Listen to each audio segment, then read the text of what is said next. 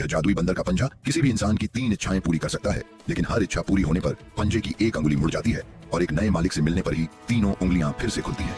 एक बूढ़ी महिला ने इसे पाने के बाद अपने परिवार को अमीर बनाने की इच्छा की, पर अगले ही दिन वह सीढ़ियों से गिरकर अपनी गर्दन तोड़ बैठी। लेकिन उसके मरने के बाद उसके पति को बीमा का काफी पैसा मिला और परिवार सच में अमीर हो गया। लेकिन अपनी पत्नी की मौत से पति को जीना तक मुश्किल लगने लगा। इसलिए पत्नी को वापस लाने के लिए पति ने उसके दफन के बाद उस जादुई बंदर के पंजे को निकालकर अपनी पहली इच्छा मांगी। लेकिन अगले सेकंड में कुछ अजीब सा हुआ। घर की लाइटें अचानक झपक लगी। ने सच में पत्नी को आवाज में चिल्लाते हुए सुना, लेकिन अजीब बात यह है कि उसने घर के हर कोने में ढूंढा और अपनी पत्नी को नहीं मिला।